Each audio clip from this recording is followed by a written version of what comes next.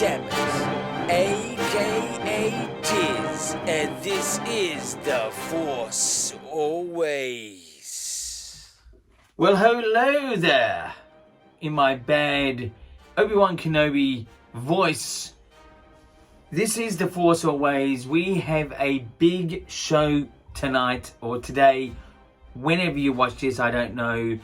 But boy, in the review section, I've got a number of pieces. That's a bit later on the show.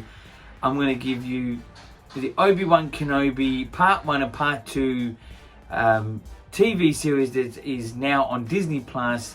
A review on that, the Part 1 and Part 2, ObiWan Kenobi, debuted on Disney Plus in the last couple of days. I'll give you a review on that, as I've said a number of times in one moment, my goodness. I'm also going to give you a review on Andor Trailer 1. I'd say it's Trailer 1. I'm sure there's going to be more. The trailer for Andor. And I'm also going to give you a review on Top Gun Maverick. I managed to see it the other night. It's a little bit after the mark now, but still could be relevant to some people out there. From a Star Wars fan point of view. Not all Star Wars fans, but just me, a Star Wars fan, watching Top Gun Maverick the other night. I'll give you that, all of that piece of information later on the show. But let's get on with the Star Wars news.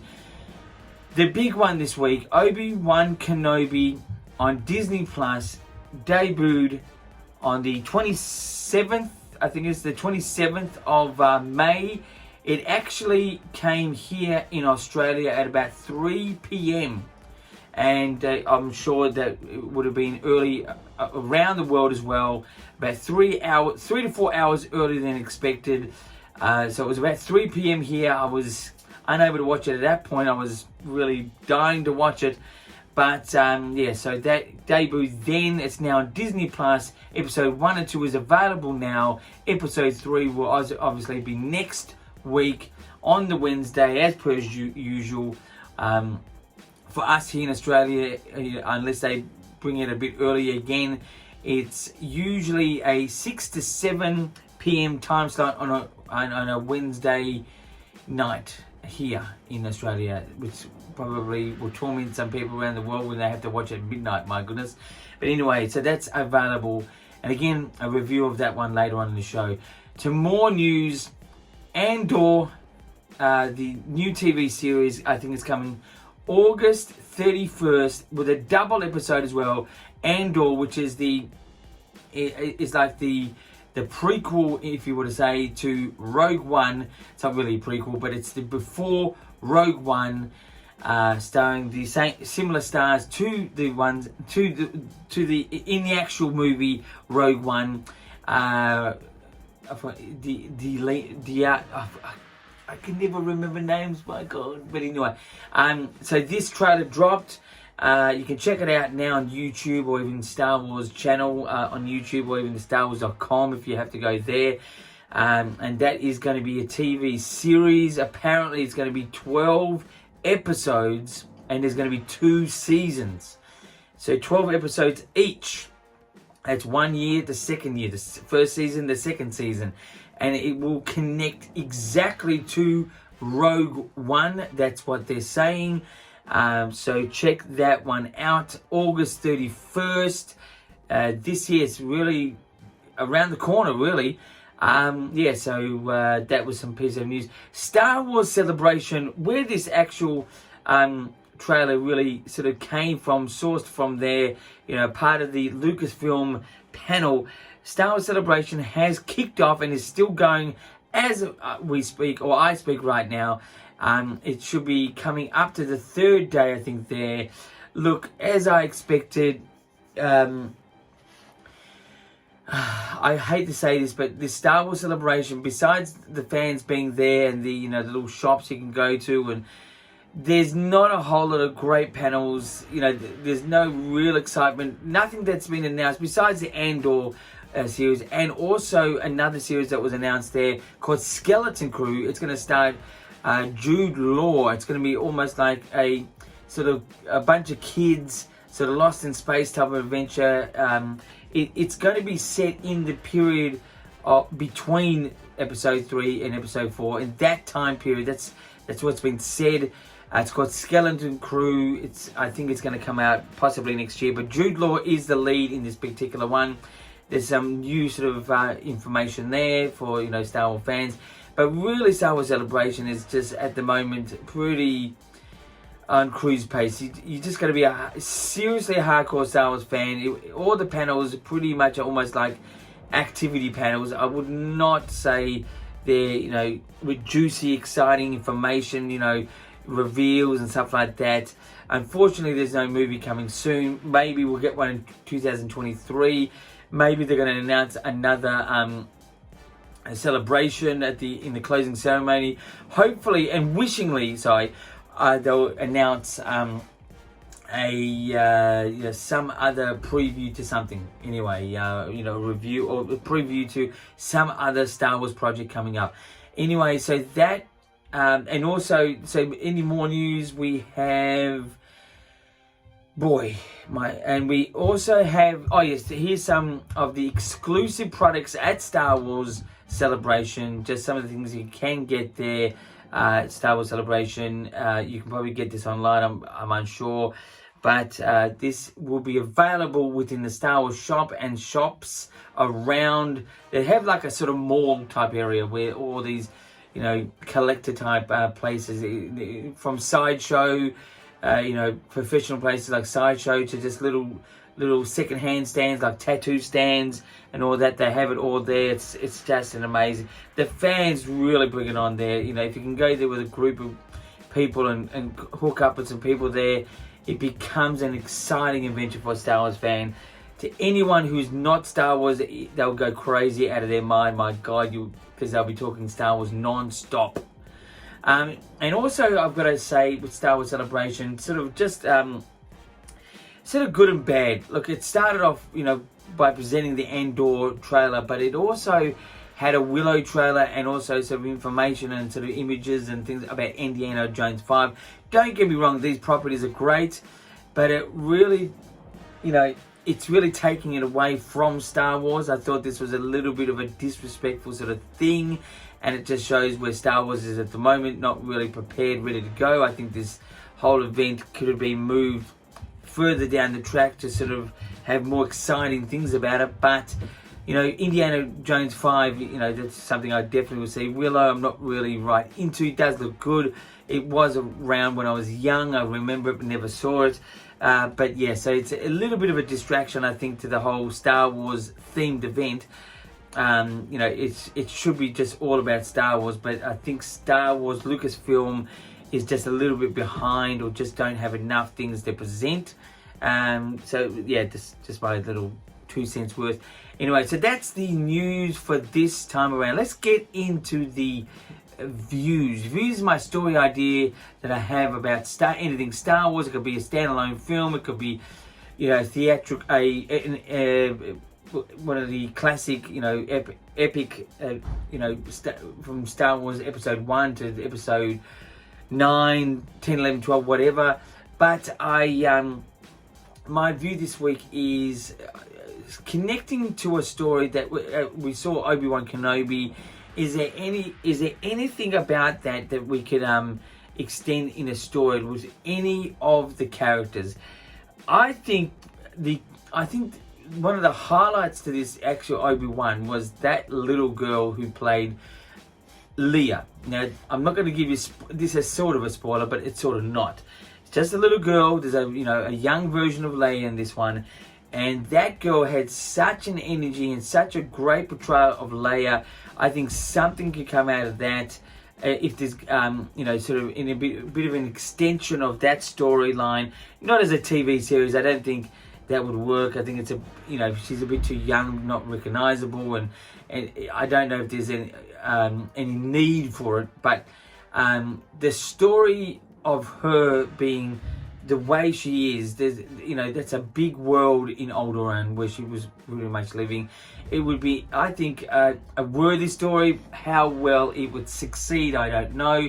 You definitely have it be all about Leia's, rebellious, but leadership qualities, and sort of connecting to the, you know, Padme side of things, obviously being the mum, and just that sort of female version of a Star Wars TV series. I mean, I think it would work, and I think it would be exciting. But I thought her portrayal, that little girl who played Leia, did a fantastic job. That's my sort of story idea this week. Now let's get into the review side. This is the big one. I'm going to start off with probably the least Star Wars thing, which is Top Gun. I saw Top Gun Maverick opening night here, and I'll give it 8.5 out of 10. It's very good. It's worth seeing. I think the attention this film is getting is worthy, but not complete worthy. I thought a standing ovation in some sort of film festival for 5 minutes, I think, I don't know what was going on there, but I think it was a very good film, but I just don't know if this is like one of those unique things that's come out of nowhere. That's worthy of a 5 minute applause. You know, something that's come completely out of nowhere. But Top Gun is a part of a franchise, which is Top Gun. Look, so I think 8.5 out of 10. I think it was sort of sad to see Val Kilmer in this. He's really, you know, in real life, sort of is experiencing some sort of health crisis, and he acted really well under the pressure. He looked a bit more like Jon Voight these days. That's in my opinion, which is not a bad thing, but he did look a bit like that. He really pulled himself together, really acted well. I mean, it was not a huge sort of section of part in this film, but I thought it was really well done. There's look, I know a film has 3 acts, but for me, this film was in 2 sections, 2 chunks. There was the first set. Now, there's going to be a little bit of spoilers here. Nothing bad, but a little bit. The first chunk was really nostalgic stuff, from the music to, singing the songs, coming together, introducing the characters one by one. But I just thought it was a little too close to nostalgia. Like, okay, Star Wars in itself, in my opinion, is a cycle of life. Like, good versus bad, rises, falls down, rises, falls down. It's a bit boring, but that's a cycle of life. In this one, it's almost replicating scenes that was in the original Top Gun, but it had just a different take on it, but still very close to the mark. It was okay dialogue, as it was sort of introducing characters, how they worked with each other. You needed that, but it was a steady pace with that. But the nostalgia was a little bit annoying. I think also personally, the non-inclusion of Tom Cruise's, the girlfriend that was, I think, Kelly McGinnis in this film.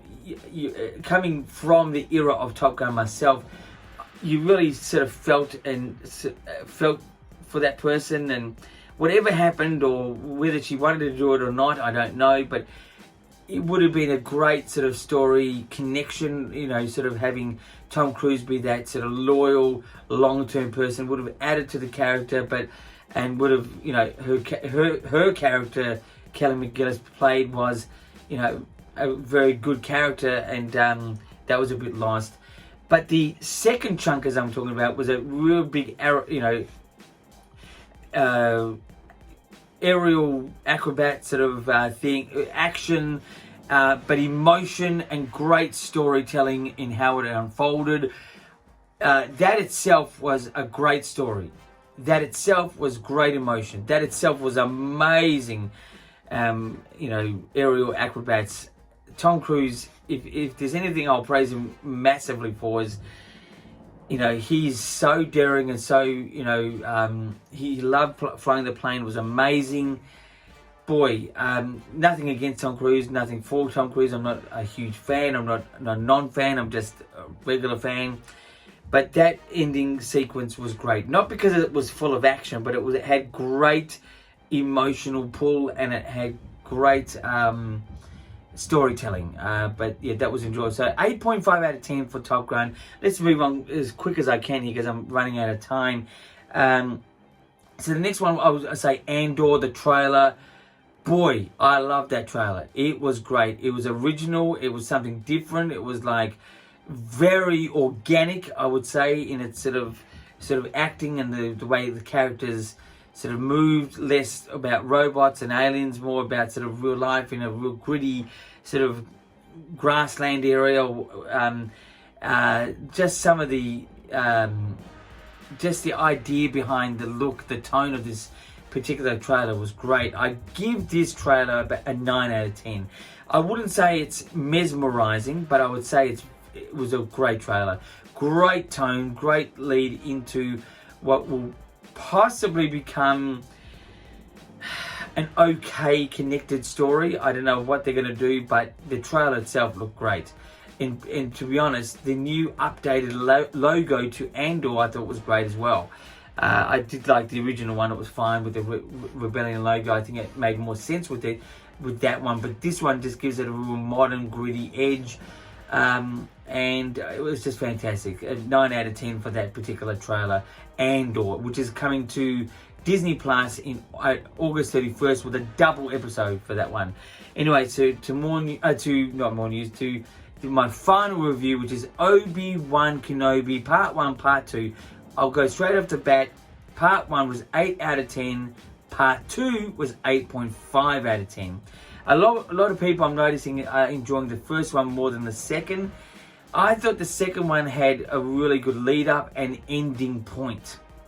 Not because we saw the person we were waiting for, but the connection with Obi-Wan Kenobi and that particular person, which I won't spoil people for.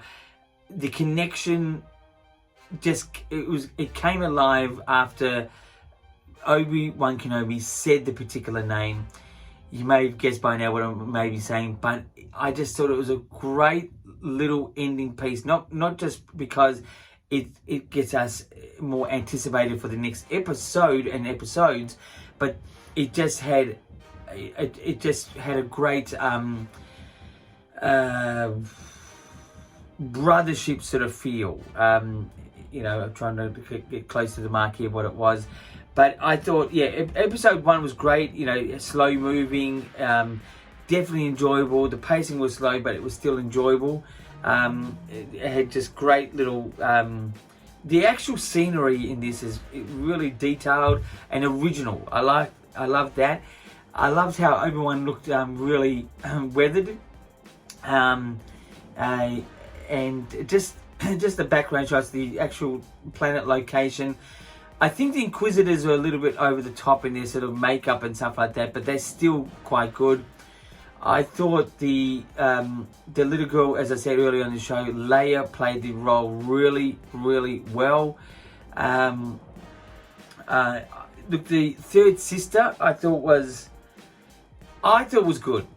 People were sort of criticizing that particular role, how she acted. It was not so, there was not much depth to her portrayal of that third sister. I think it's enough. I think it's, it's doing what it's meant to do. You don't want a person bent on revenge. It's too obvious to the other Inquisitors and they get rid of her quicker. I think her portrayal was good. The connection to Obi-Wan Kenobi will be exciting to see where that leads into in the stories ahead, the next episodes. Hopefully we get some insight with that. But yeah, definitely enjoyable, definitely worth the wait, and definitely excited to see the next one. Obi-Wan Kenobi on Disney Plus. Technically Wednesdays, or here Wednesdays at 7 p.m. Wednesday 7 p.m. I think it is, and that's so it's a whole lot of fun. Wednesdays, I think it's Wednesdays. That's when it's I'm sure I had a bit of a moment trying to think while I was there, but anyway, so that's the review for this time around. Let's get into interviews now. What can Star Wars learn from its own series, Obi-Wan Kenobi? Is that they've they've actually served the fans in what they want to see. More originality, and obviously connective tissue to what Star Wars is, being the wars in the stars, and just having characters around that we know or are very familiar or similar to, that there can be, typical, but just the look, the originality, it needs to really push its originality in its locations, getting away from, I think, sandy planets is a good thing, giving it a more modern edge, which they did in this one. They can learn to keep on that track, the originality, and giving that modern sort of feel, without being a bit over, clean and new and modern that way, just keeping it old and used, which is what George Lucas intended, and I think it deserves that look. It gives it a more real edge. So I think they're on the right track. My second question, what can Star Wars not do or learn from this as a mistake? I think the mistake with this film, with the series, is that it's actually a particular story that is going to have to be dry. I mean, a hermit in the desert is not really an interesting story. Because it's ObiWan Kenobi, we all get excited, but you really have to create, some crazy stuff to have it interesting, that may affect what we think of Obi-Wan as we know him right now, which is sort of cool, calm individual with a very knowledgeable way. At the moment, he's sort of pretty lost and sort of disorientated, not really connected to the Force strongly, and a little bit sort of emotional. It's a good take on Obi-Wan, but I just don't want to lose sight of how we've known Obi-Wan Kenobi, because that would be a real waste to the generations, especially I've come from, of knowing who Obi-Wan Kenobi is.